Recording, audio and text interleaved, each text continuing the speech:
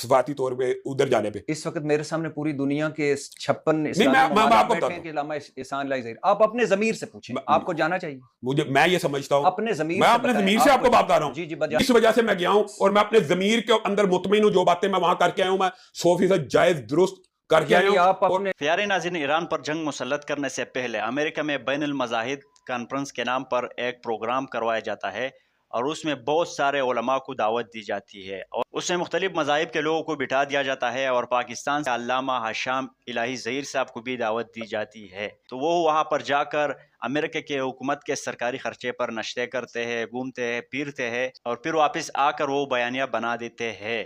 अल्लामा साहब इरशाद भट्टी के हाथ लगे हैं, तो हम देखते हैं कि इरशाद भट्टी साहब उस हवाले से क्या क्या सवालात पूछते हैं। बड़े कठिन कठिन सवालात हैं और फिर हम ये भी देखते हैं कि हशाम इलाही साहब वो क्या जवाब देते हैं। ट्रंप साहब, अभी भी ट्रंप साहब के हम फ़ज़ाइल बरक़ात ही बयान कर रहे थे कि जिस तरह वो जुल्म कर रहे हैं ईरान पर और जिस तरह उन्होंने एक लंबा है, उसकी बर्बरियत का कौन हामी है? तो उसकी इस तरह जुल्म बर्बरियत वाले के नाश्ते पे आपको जाना चाहिए था। अच्छा, मुझे आप इस बात का जवाब दें कि पूरी दुनिया में जो इस्लामी ममालिक है 56, उनमें से किसी ने पाबंदी लगाई हुई है सफारती तौर पे उधर जाने पे? इस वक्त मेरे सामने पूरी दुनिया के 56 इस्लामी मैं ममालिक आपको बैठे बताता हैं कि हूँ। इल्लामा एहसान ला ज़हीर। आप अपने ज़मीर से पूछें, आपको जाना चाहिए। मैं ये समझता हूँ, अपने ज़मीर मैं से अपने बताएं, ज़मीर से आपको बात बता रहा हूँ। जी, जी, बजाना मैंने चाहिए। पूरे मैं देखें, मैं पाबंद हूँ पाकिस्तान के सफारतखाने का। मैं मैं बात सुन लें, मैं अपनी शूरा का पाबंद हूँ, मैं अपनी जमात के उलमा का पाबंद हूँ। जब मुझे इन्विटेशन आया है बतौर मसल के अहले हदीस के नुमाइंदे के तौर पे, मैंने अपने उलमा से मुशावरत की। हत्ता कि मेरी आदत देख लें, मैंने देवबंदी उलमा से भी मुशावरत की। बात सुन लें, मैं नहीं वो आप आपने पूरा एक प्रोसेस किया, मैं बात तो सुन लें, पूरी बात सुन लें। सर, उन्होंने कहा वहां पे आपका जाना अजहद जरूरी है, आप नहीं जाएंगे तो किसी और को बुला लेंगे। सर कोई और तो जाएगा। सर, तो आप जिस तरह नुमाइंदगी कर सकते हैं ना, आपको जाना चाहिए। इस वजह से मैं गया हूं और मैं अपने जमीर के अंदर मुतमईन हूं। जो बातें मैं वहां करके आया हूं, मैं 100% जायज दुरुस्त करके आया यानी हूं। आप अपने आज ज़मीर से मुतमिन हैं कि आप ट्रंप साहब के नाश्ते पे गए। मैं 100% मुतमईन हूं।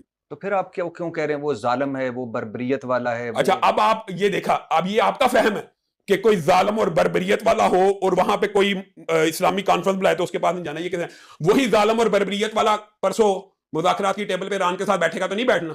सर, मैं इस वक्त मेरे सामने नहीं, आप मेरी बात नहीं समझ रहे। आप इस बात का लॉजिकल, आप अदल से पैमाना कायम मैं करें। आपको एक सवाल शायद समझा नहीं पाया, मैं दोबारा करता हूँ कि आपको नहीं पता था कि 40 से 60 हजार बच्चे जबा कर दिए गए 4 लाख उसमें गजा में। गजा में। ये कॉन्फ्रेंस का मौजू गजा नहीं था। पहली बात, ये राफदी प्रोपेगेंडा, ये बात याद रखना। बच्चों का राफजी प्रोपेगेंडा है। मैं कहा ये कॉन्फ्रेंस का मौजू गजा इशू नहीं था। गजा में कोई जुल्म अब पहले भट्टी साहब उस प्रोपेगेंडा का जवाब ट्रंप साहब के नाश्ते मुझे एक बात बताएं, पहला प्रोपेगेंडा ही मेरे खिलाफ ये किया गया था कि ये गजा के इशू के ऊपर कॉन्फ्रेंस सारे जो प्रोपेगेंडा आपके खिलाफ किया है, मैं उन सारों को साइड पे रखता हूँ। मैं उस प्रोपेगेंडा का हिस्सा नहीं बनना चाहता, ना आपसे उस पर। मेरा सिर्फ सिंपल और सादा सा सवाल है कि वो ट्रंप साहब जिन्होंने तहस नहस कर दिया, ईंट से ईंट बजा दी, मेरे पास